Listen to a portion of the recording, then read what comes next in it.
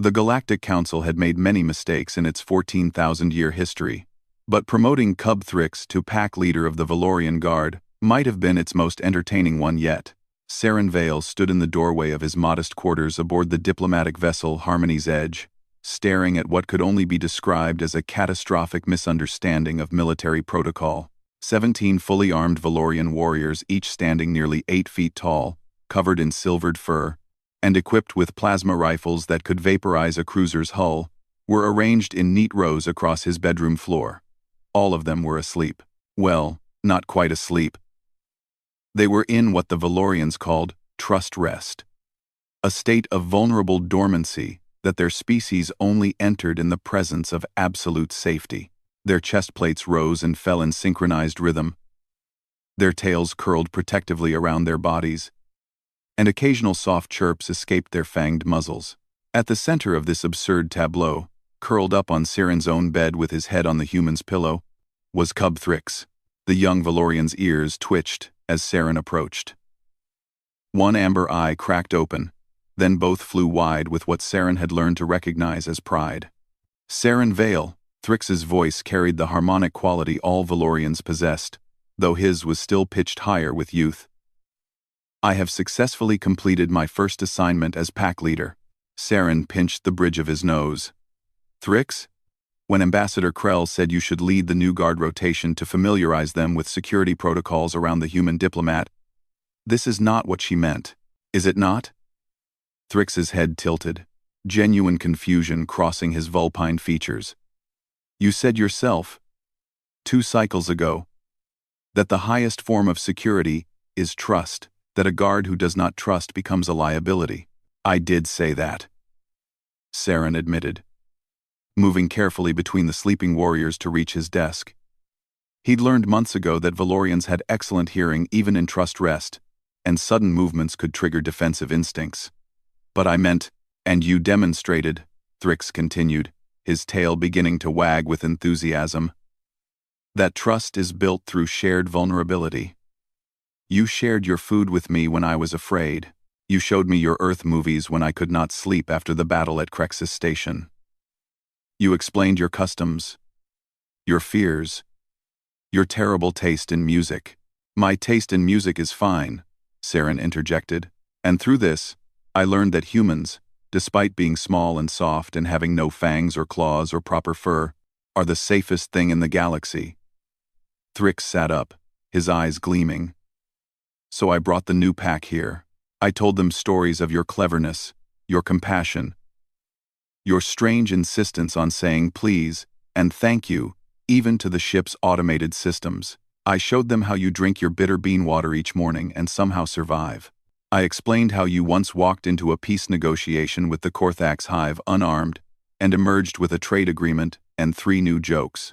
One of the sleeping warriors, a scarred female Saren recognized as Commander Vex, made a soft chirping sound of agreement without waking. And then, Thrix concluded triumphantly, I told them that if they wished to serve under my leadership, they must first understand what true security feels like. So I brought them here, to you, and I told them to rest. Saren sat down heavily in his desk chair. Through the viewport behind him, the stars of the Andromeda sector glittered with indifferent beauty. He'd been assigned as humanity's first deep space diplomat 3 years ago, expected to last 6 months before the stress of alien contact broke him. Now he had a Valorian cub who'd adopted him as a pack parent and 17 elite warriors sleeping on his floor because said cub had somehow turned military hierarchy into a trust exercise. Thrix, he said carefully, you can't run a military unit like a sleepover. Why not? The cub's ears flattened slightly. Is it not effective? Look, they all entered trust rest within 1 hour. Even Commander Vex, who has not trust rested in 6 years, even Grawl, who was wounded at Proxima and swore he would never be vulnerable again. Saren looked at the massive warrior Thrix indicated. Growl's face, even in sleep, bore scars that spoke of battles survived through sheer ferocity. Yet here he was, breathing peacefully, his weapon set aside, trusting that a human he'd met hours ago would keep him safe. It was absurd. It was unprofessional. It was probably a dozen violations of diplomatic protocol. It was also, Saren realized with creeping horror, probably the most secure his quarters had ever been. When Vex wakes up, Saren said slowly, she's going to be furious. Oh no, Thrix replied cheerfully. She approved the plan.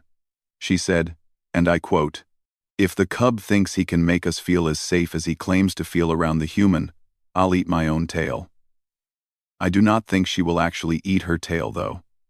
That seems impractical. Saren stared at the sleeping commander, noting the slight upturn of her muzzle that might have been a smile. "This was a test," he said flatly. "Yes." Thrix's tail wagged so hard it thumped against the bed. "Ambassador Krell said my promotion could only stand if I could demonstrate that I understood pack dynamics better than raw strength. So I demonstrated the truth the Valorians are learning, the one that frightens the Council. Humans do not lead through fear or force, they lead through trust. And once given, that trust is unshakable." Through the quarters intercom, Ambassador Krell's voice crackled to life. "Diplomat Vale. This is Ambassador Krell. I apologize for not briefing you on Cub Thrix's unconventional examination. How are our warriors?" Saren looked around his room at 17 of the galaxy's most dangerous soldiers, sleeping like pups. "They're fine," he said, "but I'm going to need a bigger bed." Thrix's delighted chirp woke exactly no one. In the soft hum of the ship's engines and the gentle breathing of sleeping warriors, Saren Vale understood something the Galactic Council was only beginning to grasp. Humanity's greatest weapon wasn't technology or tactics. It was the simple, revolutionary act of making others feel safe enough to sleep, and apparently, he was very, very good at it.